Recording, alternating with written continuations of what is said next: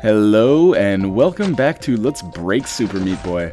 Today we're going to be doing Chapter 5, the Rapture, and this was a section of the game that not just in playing, but in actually recording the first part of the Let's Play, let's call it the canonical Let's Play where I used Meat Boy.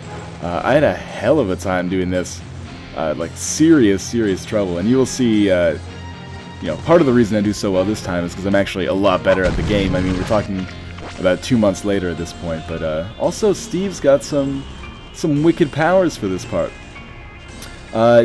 If the general theme or the motif, the most commonly used move on the last 3 parts or last 4 parts was breaking blocks to kind of get through places, this one's more of a constructive rather than a destructive let's break. Ironically, I guess, given the title. And this one we're mostly going to be, or I guess the primary benefit that we get is going to be from making these like sky bridges or sky walkways that can actually get us around these, what would we call these? Organic magnets? I mean, they're not metal magnets, they're repelling organic material. We call them organic magnets. Anyway, you're gonna build over those, and this also gives you the ability to build over those things that chase you once you get into the later levels. And apparently Steve's other ability is the complete inability to break through that part of the building, like the outside of that building is actually made of obsidian or something. Anyway, there's 2 ways you can do this level. You can either break on through to the other side at the very start at the bottom, like I just avoided, or you can do what I'm doing right now. Build yourself a little sky bridge. The sky bridge seems more in keeping with the spirit of Minecraft, which is the way I prefer to go. In that case, keep with the spirit of the original game. I guess if I was in keeping with the spirit of the original game, I should seriously just dig a hole in one of these buildings and then cover up and wait for the sun to come up. So it looks a little overcast right now. I'm pretty sure some monsters could spawn in this weather we have right here. It's just what we need, Super Meat Boy, but make it a little bit more difficult. Add some creepers to it. Now on this level, things go a little bit weird. I keep getting this glitch on this moving platform, or on these moving platforms I should say, because the same thing happened in Chapter 4. So I'm just going to try to basically ride this for as little time as I can, and then once I get an opportunity I'll get off and tunnel through that building on the side. So yeah, if we can just, there we go, make it through there. And then we'll break the cardinal rule of Minecraft and just dig straight down, even though we have no idea what's below us. Actually, in Chapter 4, I dug straight up, again, another Minecraft no-no, and I actually broke into some lava once, and was like, alright, well, this is totally exactly something that I would expect to happen in Minecraft.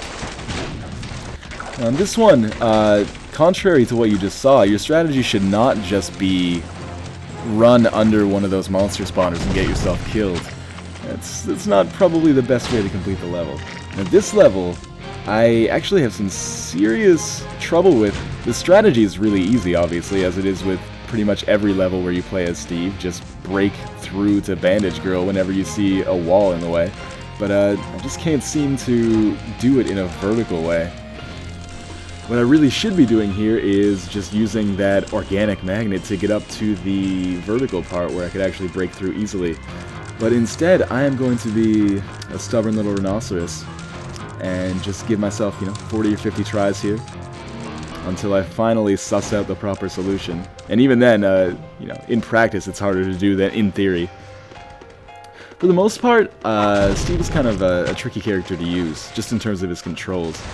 Once you get used to it, it's not so bad, but when you're still kind of a novice, kind of an amateur with him, then it can be hard to communicate to him what you want to do and have him actually do it.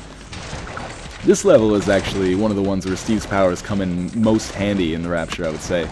Half of that is because I'm not fantastic at this level, and the other half is that, even if you just fall randomly, you can always have a little bit of a safety net just through the fact that you can build yourself those platforms mid-air.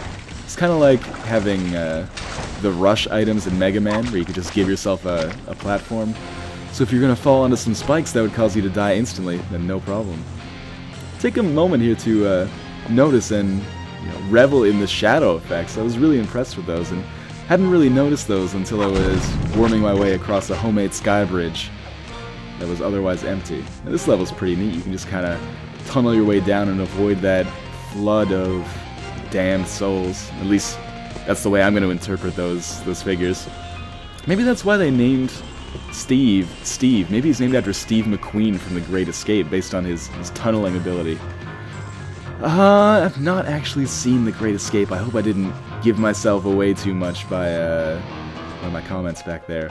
Although I suppose that last one was pretty explicit. Now here, you can really have an advantage over using Meat Boy if you can just manage to build yourself a little sky bridge here, but I'm having some trouble. Joey Buttafuoco Construction Company over here can't seem to get the bridge up to code. And again, this is more fail than I've had concentrated on the screen in a long time. If I could just oh, no, okay. Worm our way back up here. Build a little sky staircase. Land, actually touch her, thank you. Alright. Try not to run straight ahead into those missiles. I'd say probably 100 times out of 100 that works out badly for me. But on the whole, this is actually one of the harder levels in a regular Meat Boy playthrough of Super Meat Boy, but in this one with Steve, it's not too bad. Basically, you're using the same strategy you would use as Meat Boy, but instead of waiting around at those barriers, you can just kind of power your way through. And again, the missile launchers proved to be my worst enemy. Now, this is a level where I think beating it by getting the key and just waiting is a lot easier, but beating it this way with Steve seems to be a lot faster, at least if it doesn't take you 10 tries as it's taking me right here. I'm sure with some practice that could have been more streamlined, but in any case.